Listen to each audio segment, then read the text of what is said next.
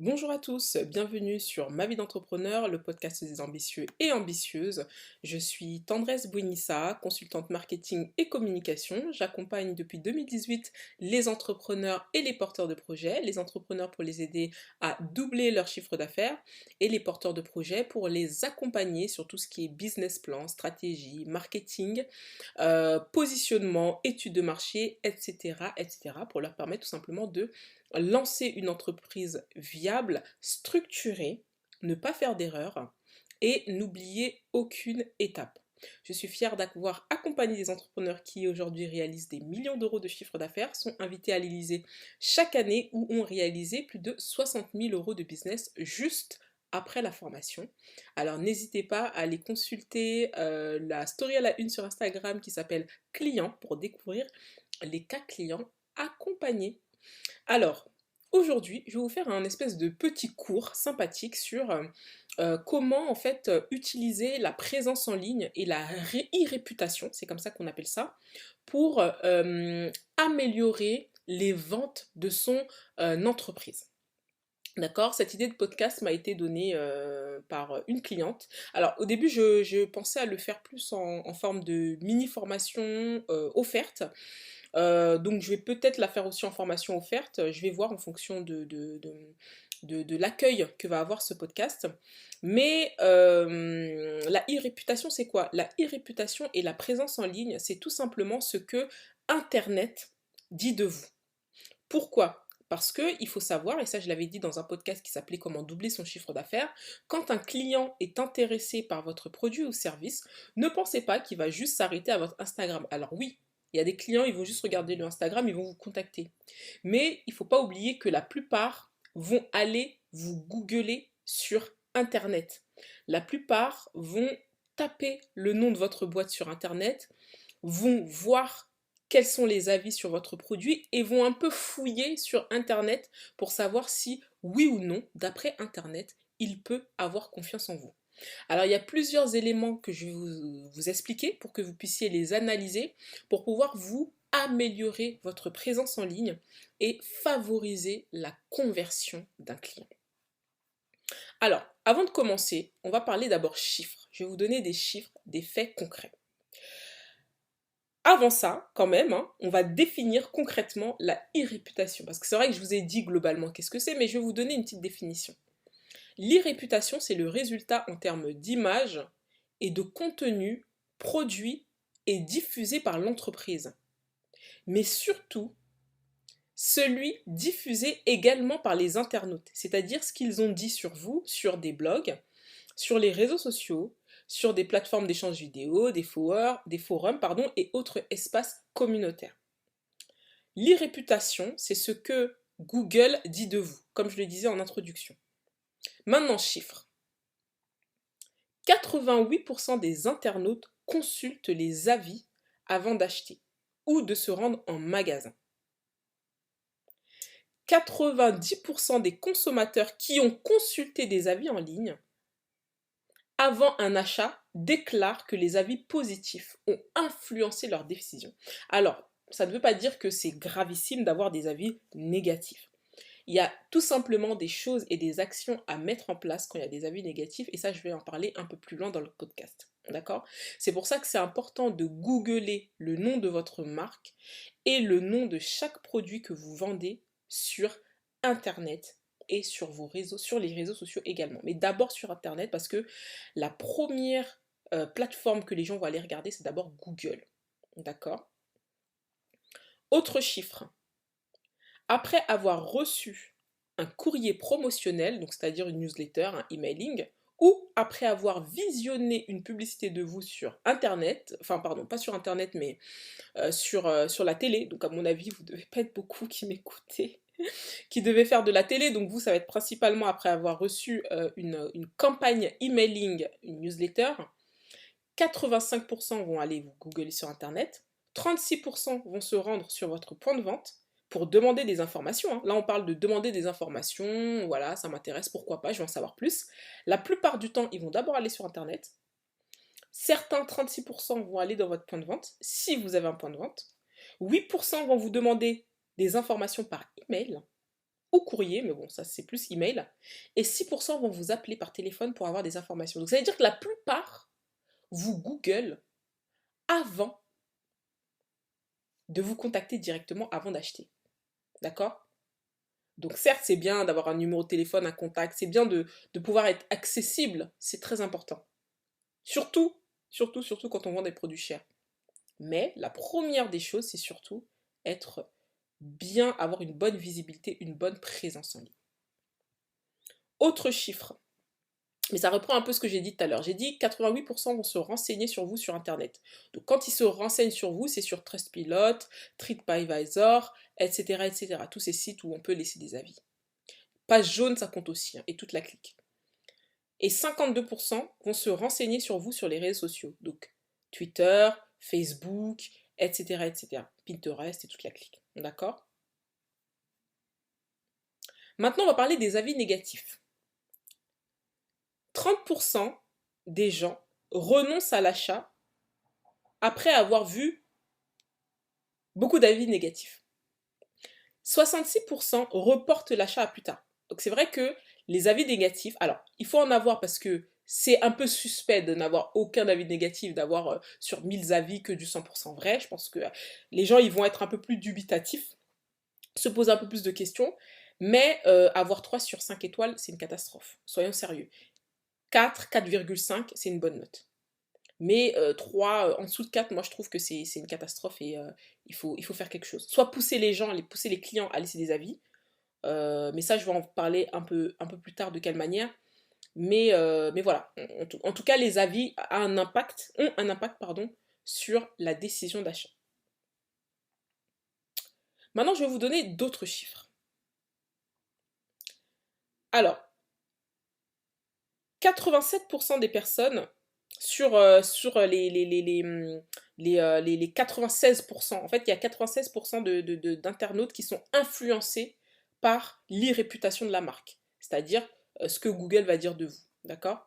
Et sur ces 96%, il y a 30% qui renoncent à l'achat et 66% qui se disent je vais revenir plus tard quand ils voient des avis négatifs. D'accord?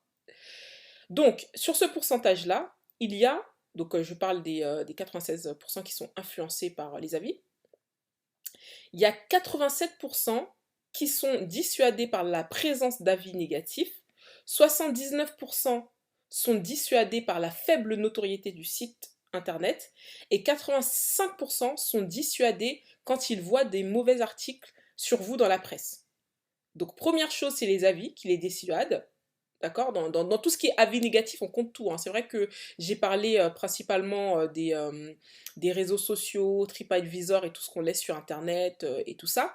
Mais ça compte aussi les avis, ce que la presse dit de vous et compagnie, hein. Tout ça, ça compte.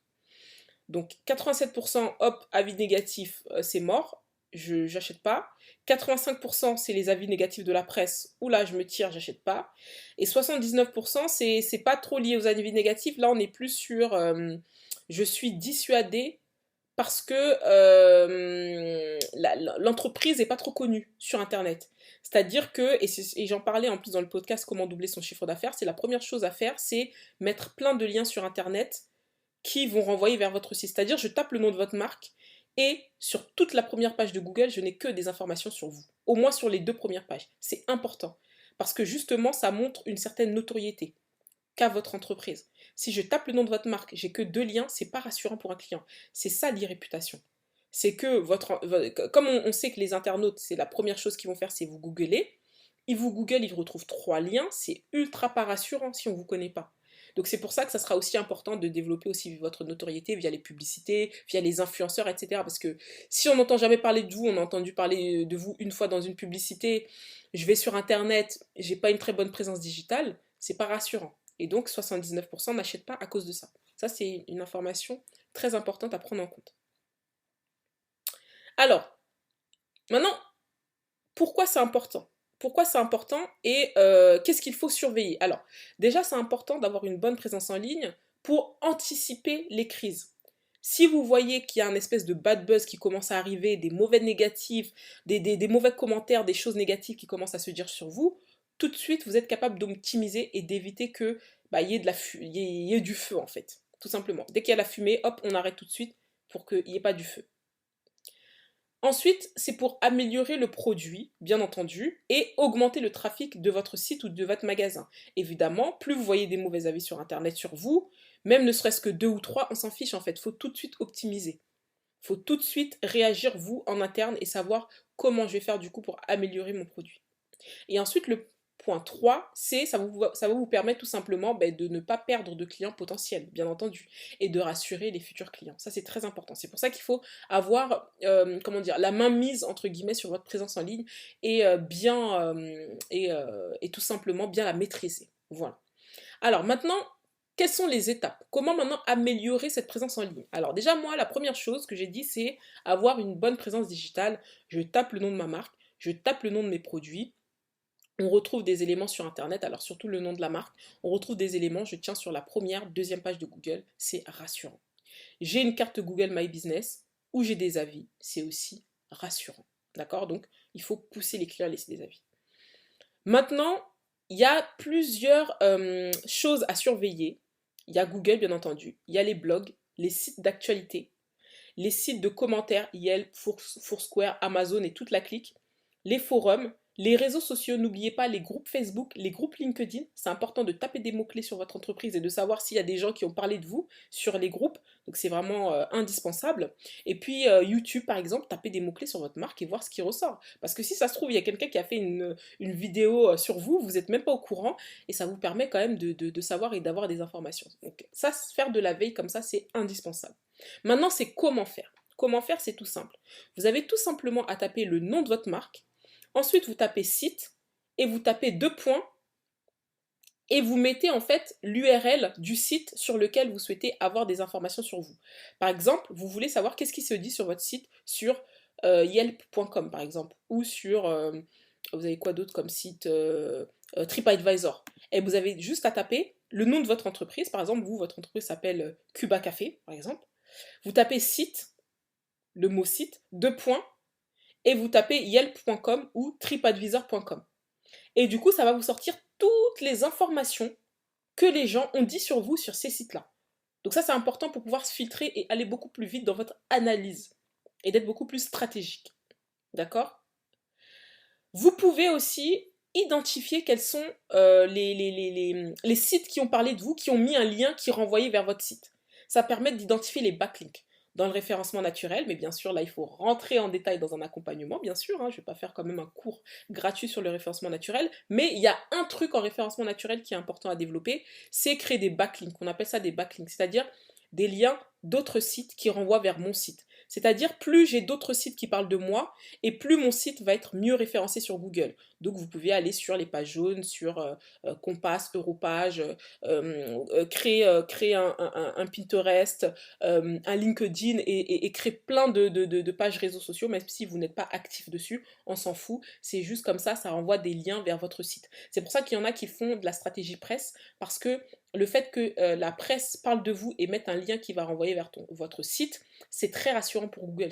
C'est un backlink très positif pour Google. Et donc, comme c'est des sites en plus à notoriété, Google va dire, ah bah, comme il y a cette entreprise-là qui a partagé son site, et ben je vais faire en sorte que quand les gens tapent certains mots-clés, son site internet va sortir. Donc ça, c'est un élément du référencement naturel parmi 90 autres éléments, mais bon, ça, faut prendre un accompagnement, hein, on ne va pas donner trop de trucs gratuits non plus, mais ça fait partie, c'est ce qu'on appelle les backlinks en fait, c'est des liens d'autres sites qui vont renvoyer vers votre site à vous, et qui vont permettre de vous optimiser sur Google et d'améliorer votre référencement naturel. Et il y a des gens, c'est leur métier, hein, c'est créer des backlinks sur Internet. Ils vont contacter des gens qui ont des blogs, ils vont leur proposer des articles gratuits, ils vont mettre le lien de leur site internet à la fin, et la personne qui a ce blog, ça l'arrange parce qu'elle a un contenu gratuit, et en échange, vous, vous améliorez vos backlinks, quoi. Il y a des gens, c'est leur taf dans certaines entreprises de faire que des backlinks pour les marques. Maintenant, pour savoir qui sont les sites qui partagent votre backlink, eh ben, il faut tout simplement mettre sur Google link 2 points le lien de votre site internet. Donc vous mettez link 2 points votre site internet, par exemple cubacafé.com. Et vous allez voir tous les sites qui ont mis un lien qui renvoyait vers Cuba Café. Et tout ça, c'est important d'analyser tout ça. C'est de la veille et ça permet du coup de savoir qu'est-ce qui se dit de vous. Il y a autre chose aussi que vous pouvez faire pour identifier les avis négatifs, ou les avis tout court, hein, pas que négatifs, excusez-moi. C'est par exemple mettre le nom de votre marque entre guillemets pour dire que c'est vraiment ça que vous voulez. Et mettre l'opérateur au booléen AND. Donc vous mettez le nom de votre marque, AND avis, sur Google. Donc par exemple, votre entreprise c'est Mix Beauty, entre guillemets, vous mettez Mix Beauty. Plus loin AND, A-N-D, en lettres capitales. Plus loin avis, en lettres minuscules. Il n'y a que AND qui est en lettres capitales, parce que les opérateurs booléens, il faut toujours les mettre en lettres capitales. Et là, ça vous ressort tous les avis et tout ce qui se dit sur vous en termes d'avis sur, tout simplement, sur Google. D'accord? Donc, surveillez les sites comme TripAdvisor, Critizer, Yelp, Page Jaune, Trustpilot, Google My Business, les réseaux sociaux et compagnie. Information importante à savoir, un client satisfait en parle à 3 personnes, un client mécontent en parle à 9. Donc, s'il vous plaît, respectez les clients qui ne sont pas contents. Soit vous leur proposez une solution, soit vous leur proposez une offre promotionnelle, etc. Bref, montrez que vous répondez. C'est pour ça que moi, ça m'a toujours choqué de tomber parfois sur des cartes Google My Business de personnes qui ne laissent pas d'avis, enfin, de personnes qui ne répondent pas aux avis. C'est gravissime en fait. Vous ne pouvez pas être sur un truc, on vous laisse des avis, positifs ou négatifs, vous n'y répondez pas. Positif comme négatif, on répond. On dit merci pour la vie, ça va nous aider à nous améliorer, nous sommes désolés pour ce contretemps, nous avons eu cette problématique pour telle et telle raison, et voici ce qu'on aimerait mettre en place pour nous excuser par exemple. Montrez que vous répondez aux avis négatifs et que vous y apportez quelque chose aux clients. Idem aussi pour les avis positifs, montrez que vous répondez et que vous êtes super content. Moi, des fois, je vois des cartes Google My Business, y a pas, la personne, elle met des super bons avis, les gens répondent pas, quoi. Donc, un peu de respect. Faites en sorte que vos clients deviennent vos ambassadeurs en laissant des avis. C'est super important. Les gens ne laissent pas d'avis si vous ne leur donnez rien en échange. Réduction, promotion, offre, vous voyez ce que vous voulez, cadeau, peu importe, mais faites en sorte que vos clients laissent des avis. C'est vraiment extrêmement important. Que vos clients partagent via des hashtags. Vous pouvez créer un hashtag de votre marque et vous dites à vos clients, voilà, partagez via ce hashtag-là et on vous offrira une promotion, peu importe, mais il faut que les clients partagent. C'est super important. Voilà, partager des photos, des vidéos, tout ça, ça rend crédible, ça fait vrai. Et tout ça, vous pouvez le partager sur votre site internet, vos réseaux sociaux, etc. Et ça crée la confiance, c'est important. Enfin, vous avez des outils de veille.